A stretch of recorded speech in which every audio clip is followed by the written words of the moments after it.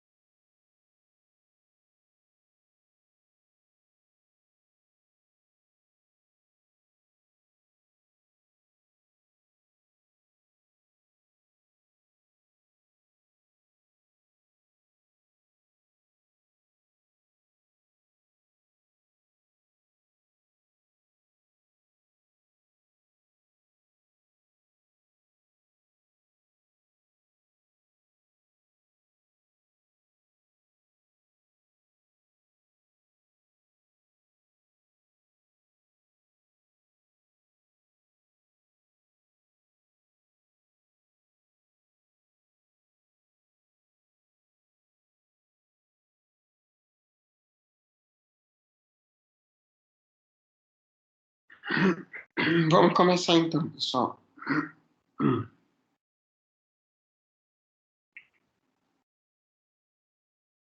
falar hoje sobre o pós-operatório.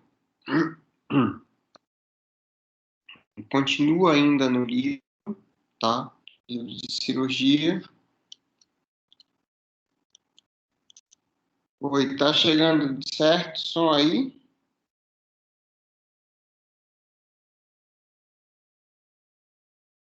Estão ouvindo, pessoal?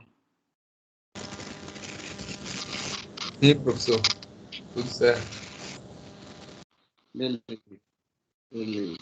Então, vamos lá. A gente vai começar então com esse manejo do paciente no pós-operatório, né? Como é que se dá isso daí? Primeiro, quando a gente fala no pós-operatório, parece que a gente só tem que pensar nisso daí depois da operação, no pós-cirúrgico, realmente. Mas não. A gente tem que pensar, na verdade, antes do momento chegar realmente.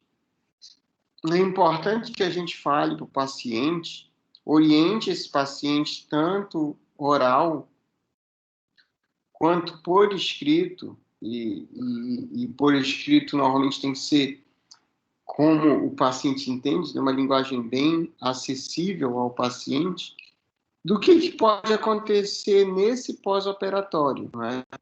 Antes de você fazer ainda no pré-operatório, você tem que falar para o paciente tudo o que poderá acontecer.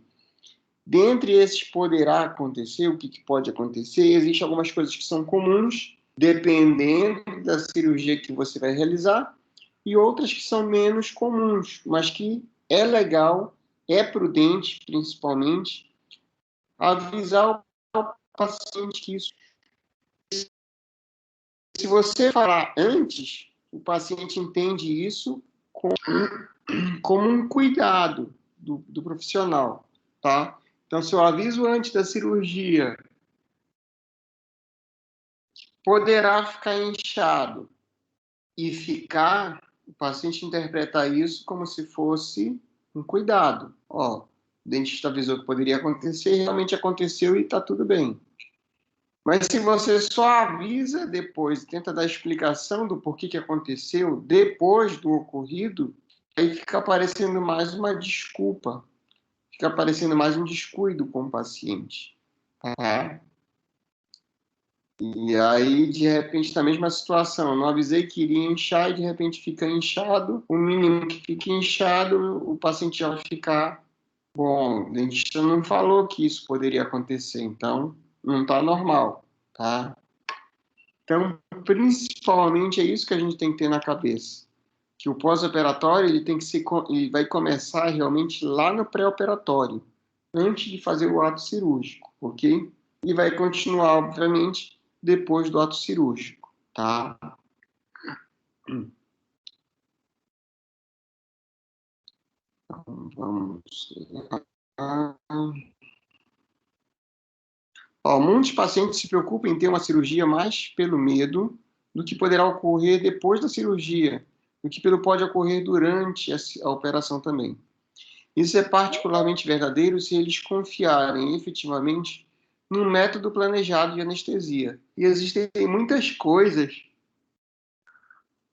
que o dentista pode fazer depois da cirurgia para diminuir essas preocupações desse paciente e também as chances de problemas no pós-operatório. Uma vez que o procedimento cirúrgico tenha sido completado, o paciente e o acompanhante membro da família deveriam receber instruções próprias de como cuidar então dessa sequela, e é uma sequela comum pós-cirúrgica, no restante do dia da cirurgia e nos dias que vão seguir. Essas instruções pós-operatórias, elas devem prever o que o paciente sentirá, explicando o porquê desses fenômenos ocorrerem e como é que a gente vai lidar, o que ele pode lidar e controlar essas sequelas pós-operatórias que são mais comuns. Deixa eu só aceitar algumas pessoas aqui. Então, as instruções devem ser fornecidas para o paciente de forma verbal, ok? De forma oral, e em folha escrita, ou seja, por escrito. Isso serve até como um documento de que a gente orientou o paciente. Quando o paciente recebe por escrito, ele assina uma via de que ele recebeu aquelas informações e você já se respalda de que você deu aquelas informações efetivamente, tá?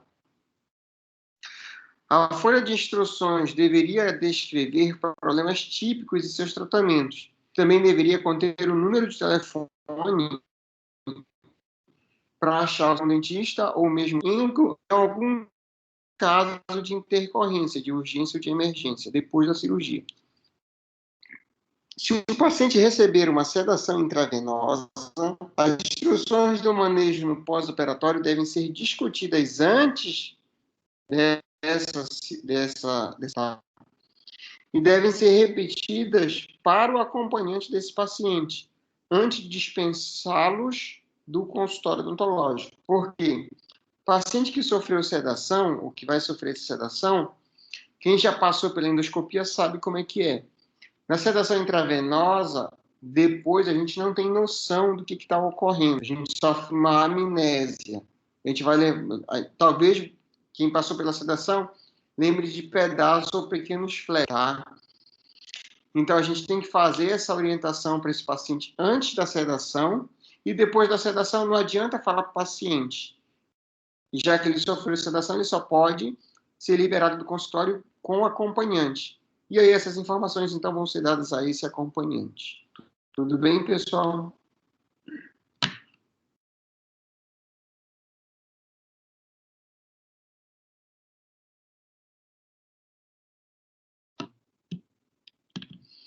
Além disso, folhas de instruções pós-operatórias por escrito devem ser fornecidas para esse paciente e para os acompanhantes. E aí lá no apêndice 5 tem um modelo dessas orientações.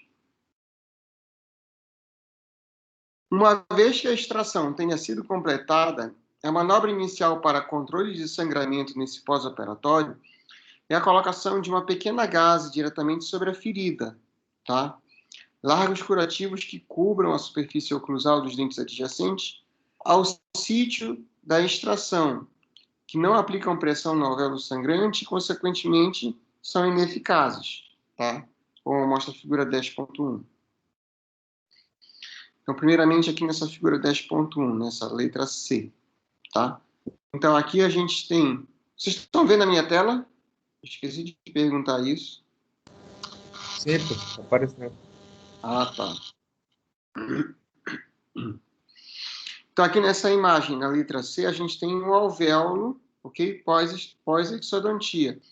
Nota que a gaze colocada aqui dessa forma, que vai pegar só os dentes adjacentes, anterior e posterior, ela não faz a compressão no local da extração. Então, se ela não faz a compressão, ela não vai ser eficiente na questão de conter esse derramamento de sangue. Então, isso é importante, tá? Então, isso daqui é o que não fazer. Como não fazer, ok? Então, o que seria o correto de fazer? Liberar o paciente assim, ó, nessa letra B. Observa o seguinte, você pegou a gaze, né? Falei algodão lá na letra... acho que eu falei algodão naquela outra imagem. Não é algodão, tá? A gente não utiliza algodão na cirurgia. Se eu falei, desculpa, foi um lapso, tá? E gaze, sempre gaze. Então, aqui a gente utiliza a gaze ela é enrolada, ok? E ela é colocada de tal maneira que ela faça a compressão no momento em que o paciente morde, no momento que o paciente oclui, tá? E aí essa compressão aqui, normalmente você libera o paciente para ele ir para casa fazendo essa compressão, tá? Eu particularmente digo para o paciente, vá para casa fazendo essa compressão. A gaze úmida, também é importante salientar isso, ok? A gaze úmida para fazer a compressão, ok? Mesmo chegando em casa, continue com a gaze e fique em repouso. Porque só nesse trajeto do consultório para casa, o paciente já movimentou, então a circulação já alterou toda. Então, só depois que ele chegar em casa e repousar durante os 10 minutos, pelo menos, aí sim ele pode tirar a gaze e substituir por outra ou não. Deixa eu aceitar a gente aqui.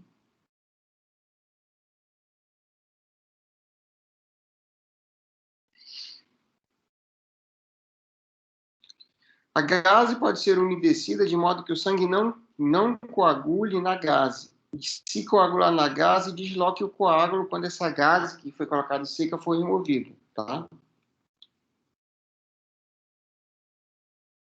O paciente deve ser instruído a morder firmemente essa gaze por, no mínimo, 30 minutos e não mastigar sobre ela. É necessário que esse paciente segure a gaze no local sem abrir ou sem fechar a boca demasiadamente. Deve-se evitar conversar por, no mínimo, 2 ou 3 horas. Pacientes deveriam ser informados que é normal que haja, no sítio recente da extração, um ligeiro sangramento por mais de 24 horas após esse procedimento. Deve-se alertá-los sobre a possibilidade de uma pequena quantidade de sangue e uma grande quantidade de saliva, que aí vai se assemelhar a uma grande quantidade de sangue, por conta do sangue diluído nessa saliva.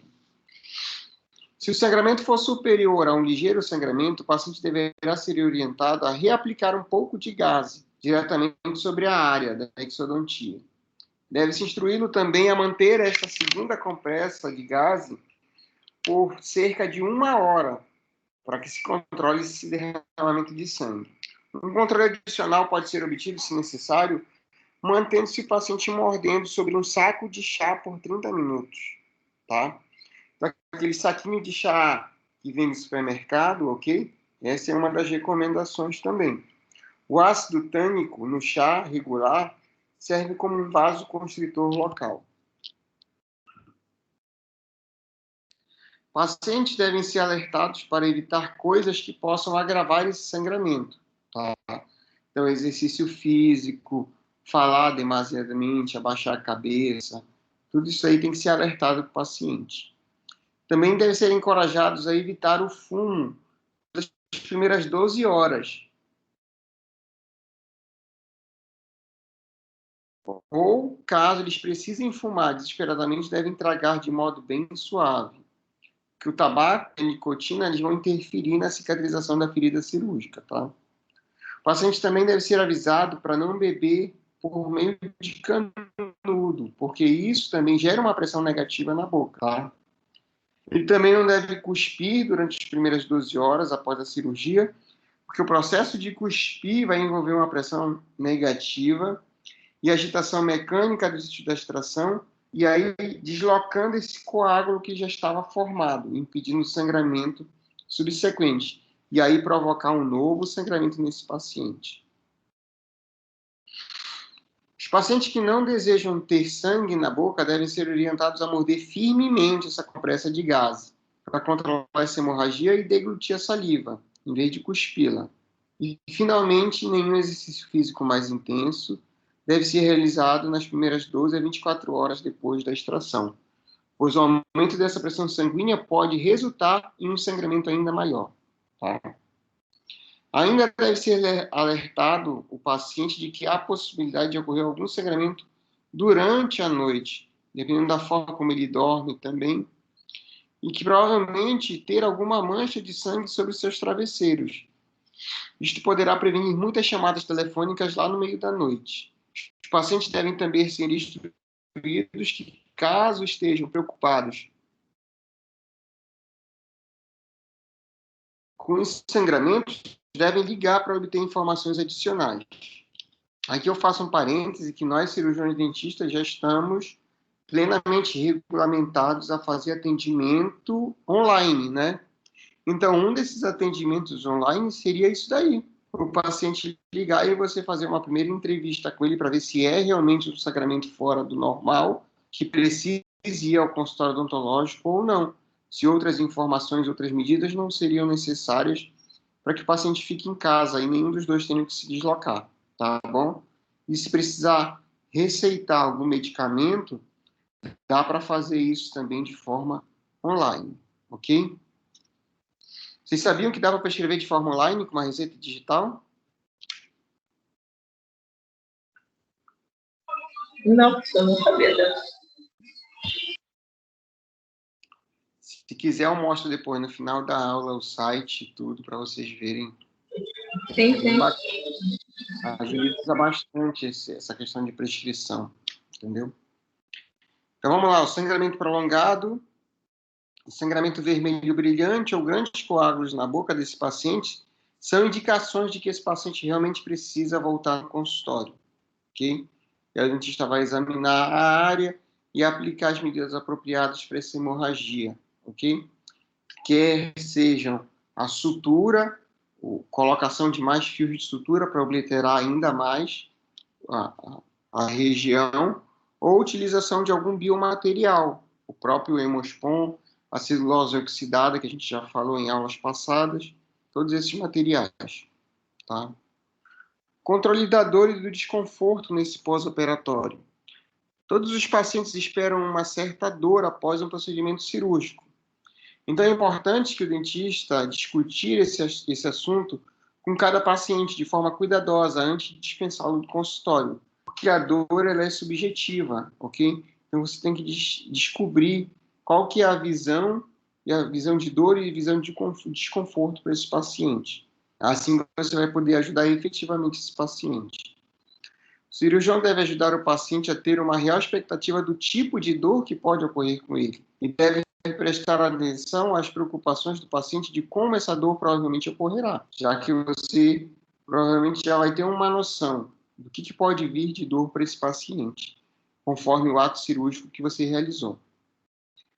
Pacientes que dizem ao cirurgião que esperam uma grande intensidade de dor depois da cirurgia não devem ser ignorados e avisados para tomar uma quantidade extra de analgésicos se doer. Esses pacientes são os mais propícios a terem dor no pós-operatório. Obviamente, porque o que a mente produz, a mente criou a realidade, o paciente disse que esperava ter mais dor, então o corpo vai produzir essa dor, não é? Tem muito a ver com o psicológico também, tá?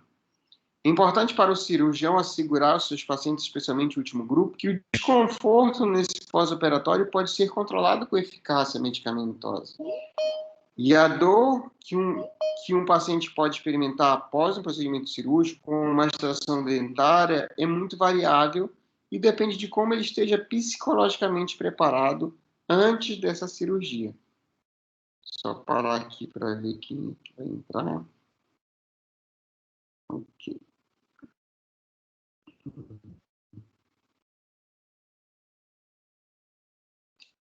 O cirurgião dentista que dispõe de alguns minutos. Oh, caramba, outra coisa aqui.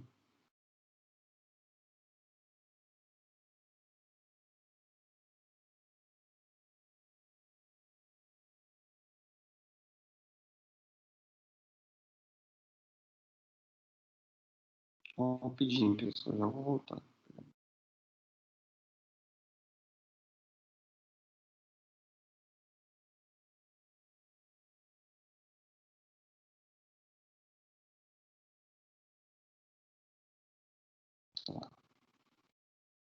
Então, o cirurgião dentista que dispõe de alguns minutos, né, para conversar com esse paciente antes da cirurgia, entender o mundo desse paciente a respeito da dor e desconforto, será então capaz de prescrever a medicação mais apropriada para esse paciente. Todos os pacientes devem ser alertados sobre os analgésicos receitados antes deles serem dispensados, né? É até preferível que você faça a receita ainda no pré-operatório, até para que esse paciente tenha condições de tomar determinadas medicações antes de passar o efeito da anestesia, principalmente que diz respeito aos analgésicos e aos anti-inflamatórios. Mesmo quando o cirurgião acredita que a prescrição de analgésico não é necessária, deve ser dito para esse paciente para ele tomar ibuprofeno ou paracetamol, nesse caso aí é o acetaminofeno, nesse pós-operatório, a fim de prevenir o desconforto inicial quando o efeito anestésico passar. Nos pacientes nos quais espera-se uma grande intensidade de dor, deve-se prescrever analgésico com certeza para controlar essa dor. O cirurgião também deve tomar cuidado ao esclarecer que o objetivo do medicamento analgésico não é tirar a dor desse paciente, não é fazer com que o paciente fique sem nenhum tipo de dor, ao contrário. O objetivo do analgésico é controlar a dor, já que a dor ela é um indício, ela é um sintoma de que está havendo uma reação inflamatória e de que o tecido está cicatrizando, ok? Isso tem que deixar claro para o paciente também. Senão, se você falar o contrário, vai dizer, eu estou tomando a medicação e mesmo assim não passa a dor. Mas não vai passar mesmo, ela tem que estar controlada, essa dor, né? Tem que ser transformada em apenas um leve desconforto. Ainda no que tange ao cirurgião, este deve entender as 3 características da dor, que ocorrem depois da extração do dente, né? Na primeira, a dor quase nunca é intensa e pode ser controlada por meio de analgésicos suaves. A segunda experiência é a experiência de que o paciente ocorre em pico de dor cerca de 12 horas após a extração, mas depois desse período de 12 horas vai diminuindo o período de dor. E a dor importante, e finalmente a dor importante em virtude da extração, raramente persiste mais do que 2 dias após a cirurgia. Todos esses fatores como princípio, os pacientes podem ser mais bem orientados, visando então um efetivo uso de analgésico. A primeira dose medicamentosa do analgésico deve ser tomada antes que o efeito da anestesia acabe. Quando esse cuidado é feito, é menos provável que o paciente experimente, então, uma dor intensa, uma dor aguda, após terminar o efeito da anestesia. Quando passar o efeito da anestesia, ele já está sob efeito do analgésico. Dessa forma, a gente previne o aparecimento repentino de uma dor, o seu subsequente controle mais fácil de ser obtido com esses analgésicos suaves. E a dor pós-operatória é mais difícil de controlar se a administração desse medicamento for depois de passar o efeito da anestesia local, tá? Caso esse paciente espere para tomar a primeira dose de analgésico depois que o efeito da anestesia local desapareceu, ele pode levar, então, até 90 minutos até que o analgésico se torne efetivo realmente nesse controle da dor. Porque tem um período de absorção, tem um período de distribuição no corpo, tudo isso leva 90 minutos em média. Então, durante esse tempo, é provável que o paciente fique impaciente e tome, por algum motivo, um medicamento adicional, ou mais uma dose do mesmo remédio, para saber se, para ver, para testar se vai fazer efeito mais rápido. Mas, na verdade, não vai fazer efeito mais rápido. Isso pode predispor esse paciente a um risco de náusea e vômito e uma superdosagem. Tá? A potência do analgésico também é importante. Tá? A gente vai ver isso mais especificamente na aula de analgésicos e anti-inflamatórios, ok? Analgésicos fortes não são necessários em muitas situações de rotina da extração. Em vez disso, pode-se prescrever analgésicos de baixa potencialidade. Ao paciente pode, então, ser prescrito tomar 1, 2 ou 3 doses, se necessário, para o controle da dor. Um controle mais preciso pode ser conseguido a fim de permitir o paciente assumir uma função ativa em determinar a quantidade de medicamento a tomar. Os pacientes devem ser alertados de que tomar muitos medicamentos narcóticos pode resultar, e na verdade muitas vezes resultará em uma sonolência aumentada. Vai aumentar também as chances de problemas gástricos para esse paciente, enjoo realmente, náusea. Na maioria das situações, esses pacientes devem tomar os medicamentos junto com algum tipo de alimentação para diminuir esse efeito irritadiço no estômago. O ibuprofeno demonstra ser um medicamento eficaz no controle da dor e desse desconforto depois da extração. Essa droga, primeiramente, age de forma periférica, então, interferindo na síntese de prostaglandina. Ele tem a desvantagem de causar o decréscimo na agregação plaquetária e o tempo de sangramento também. Mas isso, clinicamente, não parece ter um efeito importante nesse sangramento, nesse pós-operatório. Até porque o tempo que ele vai precisar tomar isso daí vai ser um tempo curto, tá?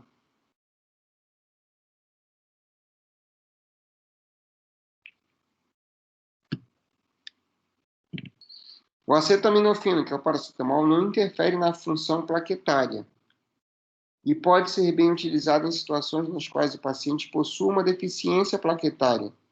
Então, esse paciente já fica propenso a sangrar mais. Se o cirurgião prescrever uma combinação de drogas, de acetaminofeno e narcótico, esta combinação deve ter entre 500 e 650 miligramas do paracetamol por dose. Tá? As drogas mais usadas em situações com graus variados de dor são listadas na tabela 10.1. Tá? Dos analgésicos... Aqui. Esses daqui são os analgésicos, ok? Então, situações leves.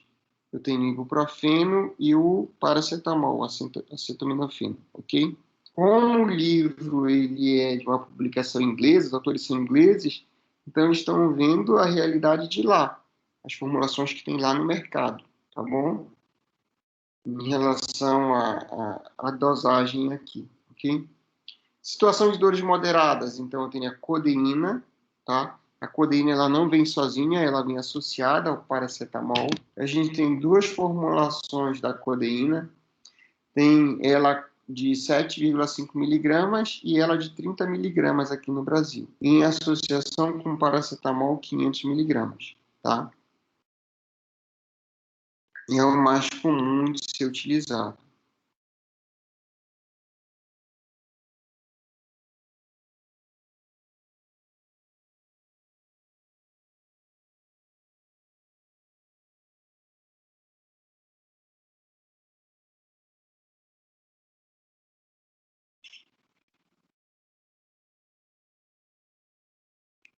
Aqui ele vem falando das relações das drogas de lá.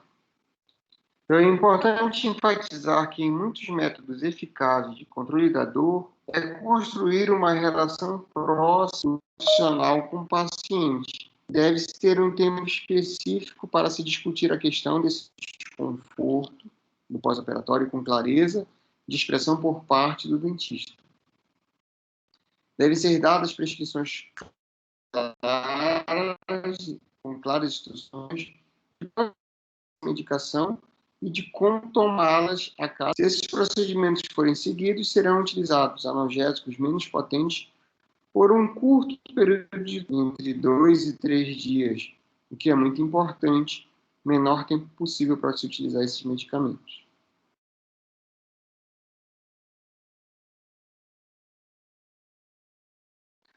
Pacientes que sofrem distração podem evitar comer devido à dor local ou medo da dor quando comerem. Aqui já começa especificamente a parte de dieta, né? Como é que vai ficar nossa fala em relação à dieta desse paciente?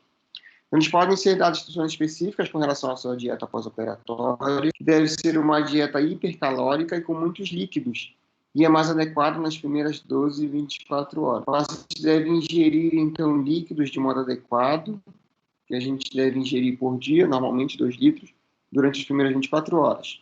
Os líquidos podem ser sucos, leites, água, ou qualquer outro tipo de bebida que agrade ao paciente. Obviamente que as bebidas têm que estar na temperatura ambiente ou gelada, ok? Nada quente, porque pode hiperestimular a vasodilatação e contribuir para o edema, né? E para a hemorragia também, ok? E, obviamente, que tem que ser líquidos que proporcionem a saúde para esse paciente, né? Não pode ser cerveja, por exemplo, ou qualquer outro tipo de bebida alcoólica, já que o próprio álcool ele é antiagregante plaquetário, tá bom? A alimentação nas primeiras 12 horas deve ser pastosa e fria.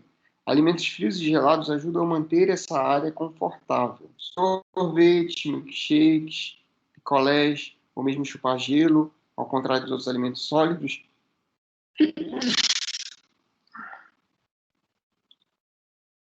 tendem a causar trauma local e, na verdade, não propiciam episódios de sangramento, tá?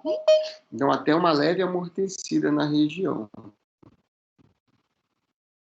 Se o paciente sofreu múltiplas extrações em todas as áreas da boca, uma dieta pastosa é recomendada por diversos dias até que o procedimento cirúrgico esteja mais cicatrizado.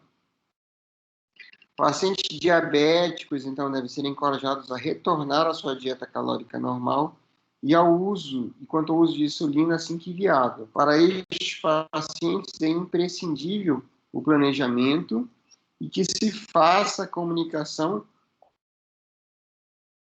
para ele realmente orientar em relação à dieta e ao uso da insulina ou do hipoglicemia antiviral para esse paciente. Tudo bem, pessoal?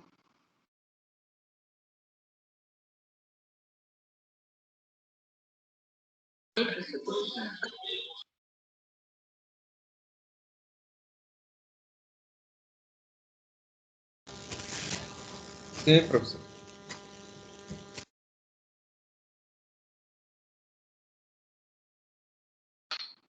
Ok, vamos continuar então. A parte da higiene oral. Os pacientes devem ser aconselhados a manter os dentes e a boca razoavelmente limpos, que resulta, então, num restabelecimento mais rápido dessas feridas cirúrgicas. Então, no pós-operatório, no dia da cirurgia, os pacientes devem escovar os dentes, que estão fora da... Contudo, devem evitar escovar os dentes imediatamente adjacentes ao local, ao sítio da exodontia, a fim de prevenir um novo episódio de sangramento, evitar tocar por sobre a sutura e evitar dor também nessa região. No dia seguinte, os pacientes devem começar bochechos suaves. A água deve estar morna, mas não quente o suficiente para queimar o tecido. Muitos pacientes podem recorrer aos métodos de higiene oral pré-operatórios por 3 ou 4 dias após a cirurgia. O fio dental deve ser utilizado de uma corriqueira habitual nos dentes anteriores e posteriores ao local da extração, assim como o paciente já usa normalmente. E se a higiene oral parecer difícil depois das exodontias múltiplas, bochechos com agentes como peróxido de hidrogênio diluído pode ser utilizado também. Aumentando-se esta higienização, então, para 3 a 4 vezes ao dia, por aproximadamente uma semana depois da cirurgia, que vai provocar uma cicatrização mais rápida, tá? Em relação ao edema, ao inchaço que se forma depois da extração. O aumento do inchaço após o terceiro dia tem mais possibilidade de ser Muitos procedimentos cirúrgicos resultam em certo aumento de edema ou inchaço após essa cirurgia. E a extração de rotina de um único dente provavelmente não resultará nesse inchaço, né? Ou um inchaço muito proeminente que o paciente possa ver. Enquanto que a extração de múltiplos elementos dentários ou mesmo impactados, né, que precisa fazer a remoção de osso, a osteotomia, a odontosecção, pode resultar, então, em um moderado aumento desse inchaço, tá? O edema geralmente alcança seu grau máximo cerca de 24 a 48 horas após o procedimento cirúrgico, e o inchaço começa a diminuir no terceiro ou no quarto dia, e estará definitivamente resolvido no fim da primeira semana. Então, o aumento do inchaço após o terceiro dia tem mais possibilidade de ser realmente um indício de infecção do que uma sequência de um edema pós-cirúrgico. Aí já tem que abrir os olhos, já tem que ir pensando que isso daí é um sinal de infecção. Então, essa imagem da direita aí, ok? Vocês podem observar o lado esquerdo, esse paciente totalmente edemaciado, ok? Por conta das extrações que ele fez na maxila e na mandíbula. Até o olho dele parece menor também, tá?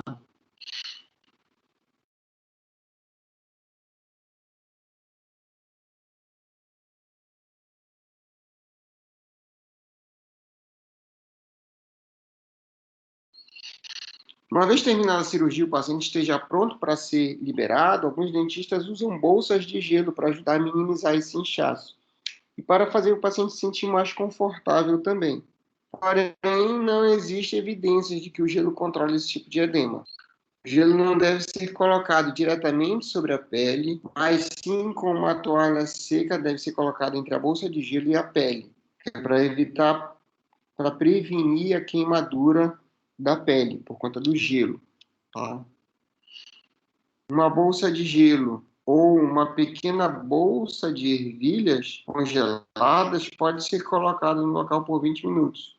Então, retirada por 20 minutos, e aí fica coloca de 20 minutos, tira 20 minutos durante 12 a 24 horas. No segundo dia do pós-operatório, nem gelo nem aquecimento devem ser aplicados sobre a região edemaciada. No terceiro dia e nos dias subsequentes, a aplicação de calor pode ajudar a resolver esse problema de inchaço com maior rapidez, que o calor ele vai aumentar a irrigação daquele local e vai drenar mais facilmente esses líquidos. Então, fontes de calor como garrafas de água quente, compressas quentes são recomendadas. Mas, novamente, esses pacientes devem ser alertados para evitar altos níveis de calor por tempos prolongados, a fim de proteger a pele e possíveis queimaduras. O mais importante é que os pacientes esperem algum aumento do edema. Também devem ser alertados de que esse inchaço tenderá a crescer durante um certo tempo e depois regredir, diminuir. Com esse tipo de alteração ocorrendo mais pela manhã e menos à tarde devido a essa variação postural. Os pacientes devem ser informados de que o aumento moderado do inchaço é normal, é uma reação fisiológica do sistema.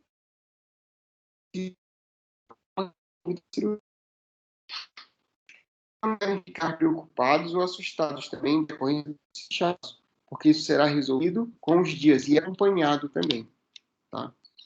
Prevenção e reconhecimento da infecção. Então, o principal meio de prevenir a infecção, seguindo-se uma rotina de extrações, é a cuidadosa adesão do cirurgião dentista aos princípios básicos de cirurgia, desde a anestesia, desde aqueles princípios de confecção de retalho, que a gente já falou anteriormente, de sutura também. Estes princípios são para minimizar os danos aos tecidos, remover fontes de infecção e limpar a ferida.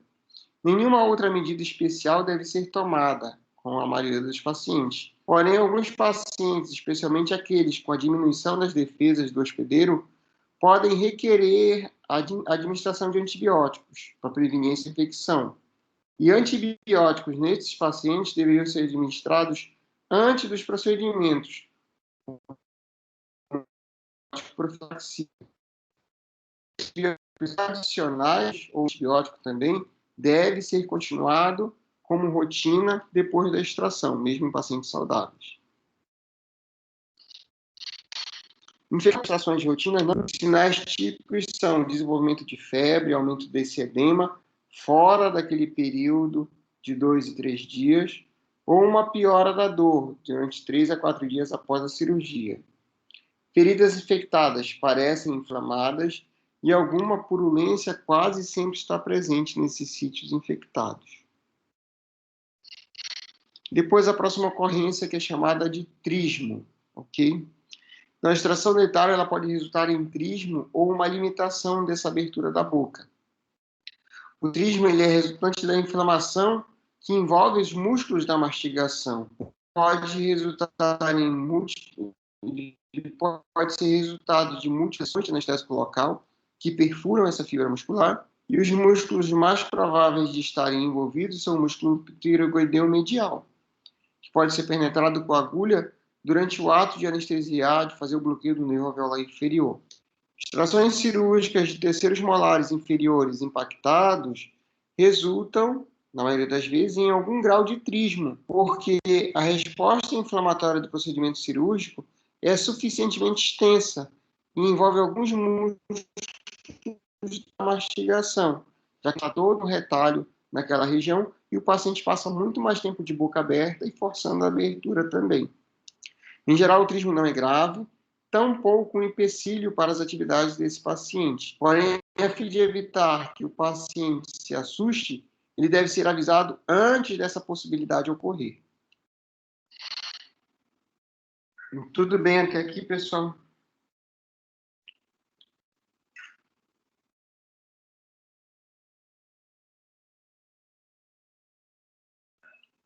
Sim, professor.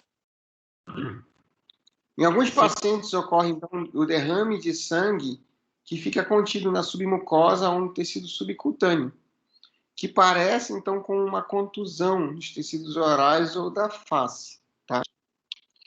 Então isso é chamado de equimose. Então sangue nos tecidos submucosos subcutâneos é chamado de equimose. Ela geralmente é vista em pacientes idosos por conta da diminuição do tônus muscular, do aumento da fragilidade capilar desses pacientes e da fraca ação intercelular. Então, essas equimoses elas não são perigosas e não aumentam a dor ou mesmo a infecção desse paciente.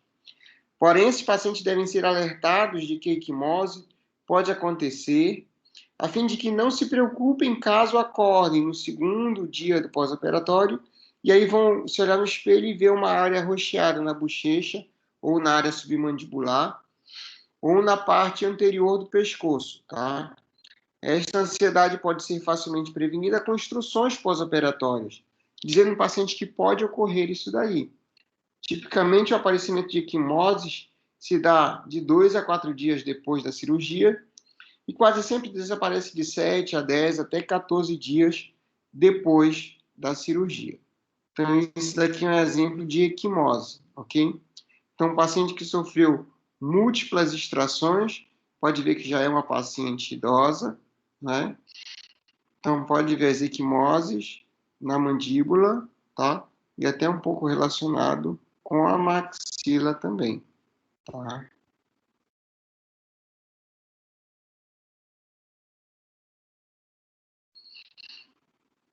Consulta de acompanhamento pós-operatório, ok? Todos os pacientes atendidos por cirurgiões novatos devem agendar uma consulta para que o cirurgião possa verificar a evolução do paciente depois da cirurgia e também para visualizar a aparência de um alvéolo em cicatrização normal, ok? Então, isso, quando vocês estão conversando, é muito importante que você veja o alvéolo em cicatrização normal para saber o que é normal e o que não está normal, ok? E é recomendável que todos os pacientes façam uma consulta de acompanhamento, uma semana depois do procedimento, tá? Se as suturas elas não foram removidas, para serem removidas, e mesmo que tenha caído a sutura, o paciente tem que vir, porque o sinal de uma infecção pode estar subclínico, e só durante o exame clínico que a gente vai perceber que o paciente está com uma infecção. Então, é imprescindível que o paciente faça esse acompanhamento pós-operatório, que ele volte uma semana depois para saber se a cicatrização está no rumo certo realmente, tá? Se não estiver no rumo certo, aí vai ver o que está acontecendo e vai prescrever a medicação ou fazer a intervenção. Normalmente, uma das intervenções para isso seria anestesiar novamente, debridar a ferida, ok? Fazer uma curetagem da ferida e suturar novamente, ok? Todas as anotações, tudo que foi feito nesse paciente, tem que estar no prontuário desse paciente, ok? Então, você tem que registrar desde lá do pré-operatório, quando o paciente chegou, qual foi o tratamento escolhido, como é que vai ser realizado, quais foram os medicamentos que você já prescreveu, quais os medicamentos que você ainda vai prescrever também para esse paciente. Tem que estar anotações do transoperatório na ficha desse paciente também. O que aconteceu no transoperatório, se foi normal, se teve alguma intercorrência, ok? O pós-operatório de uma semana deve ser escrito no prontuário desse paciente também, que o paciente retornou ou que ele não retornou nesse pós-operatório para esse acompanhamento, ok?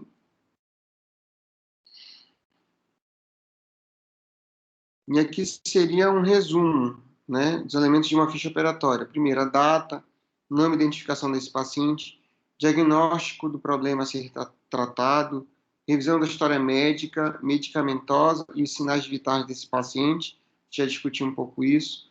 O exame oral, para anotar traços de normalidade e de anormalidade dentro da cavidade oral.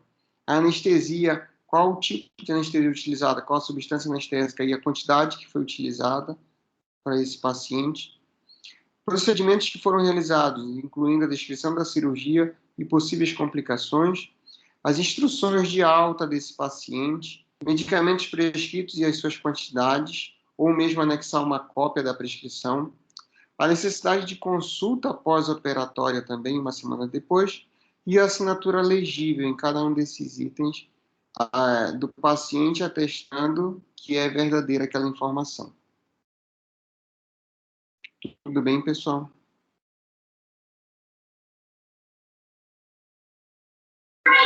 Sim, tudo certo. Professor, onde eu acho esse livro que você estava dando aula? Eu acho que eu mandei para o grupo, não foi?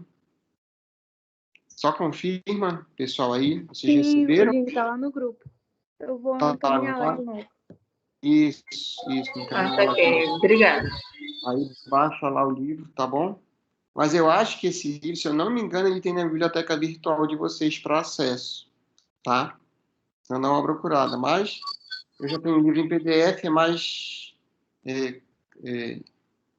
fácil, né? Acessar ele em PDF, ter ele no computador aí. E é o livro que vai servir para a vida inteira de vocês, para sempre dar uma olhada, uma consultada. Ok, então, professor, obrigada. Só mostrar a questão da receita digital. Deixa eu compartilhar minha tela aqui.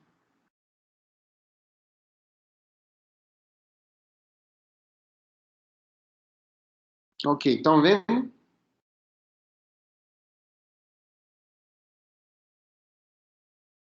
Sim. Estão vendo a tela? Sim. Então, essa é daí a receita digital, ok? Não existe só esse site, existem outros sites que fazem a prescrição digital, ok? Alguns aceitam só o registro médico e outros aceitam o registro médico e odontológico.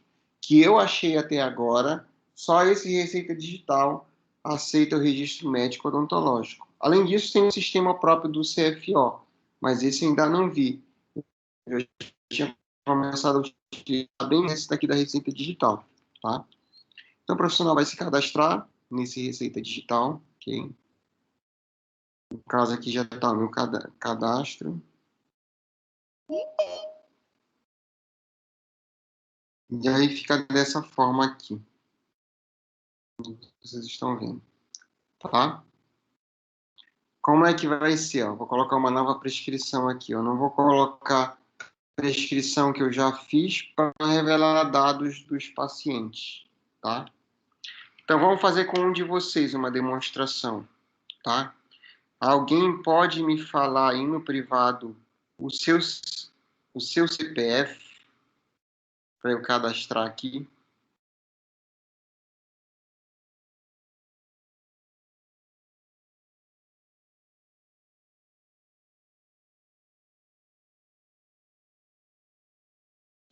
Por onde manda para você? Manda para o meu WhatsApp.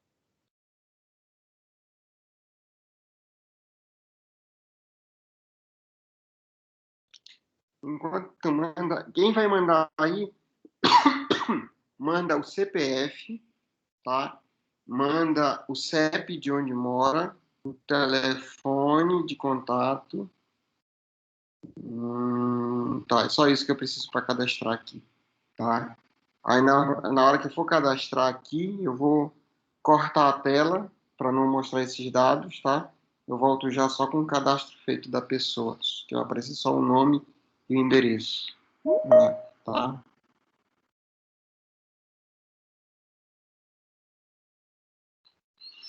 Então, dá para fazer tanto a prescrição aqui, quanto solicitação de exames médicos também, ou odontológicos, ok?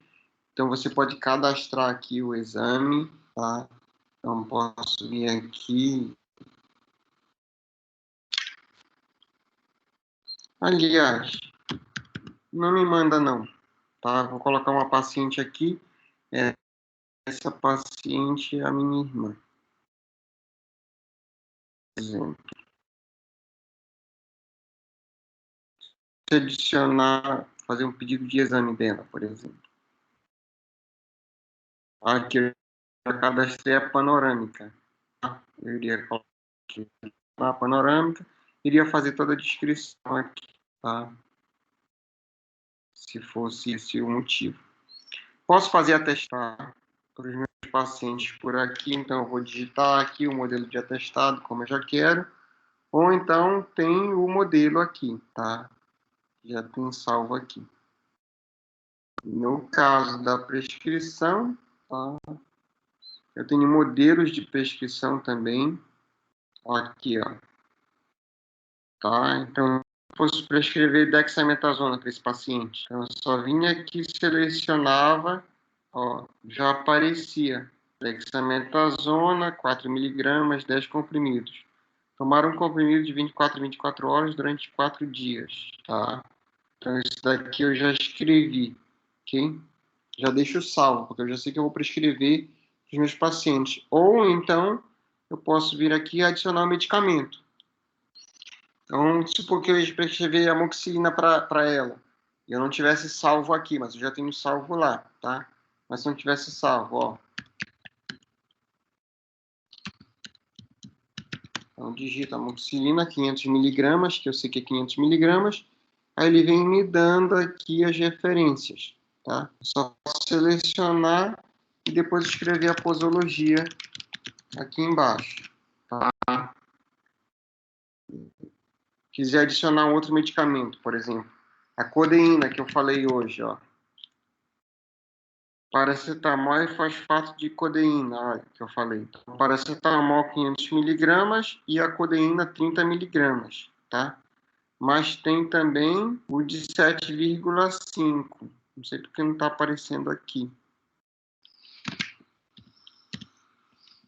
Agora ver se aparece assim. Não, não aparece. Só está aparecendo de 30. Mas tudo bem. Então, eu posso vir aqui e receitar para ela. Aí eu vou escrever aqui. Tomar um comprimido ao dia. Tarará, tarará, tarará. Quero adicionar outro medicamento.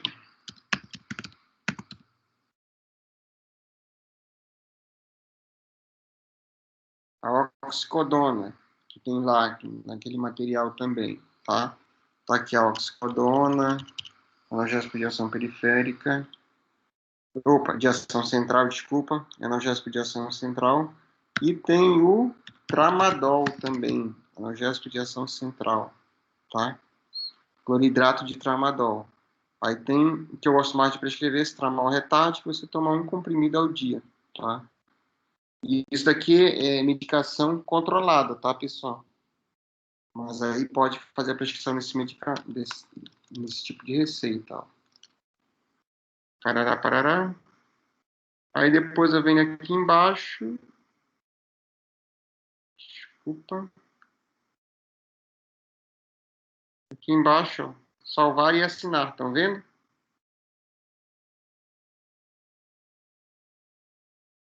Estão vendo aqui embaixo, salvar e assinar?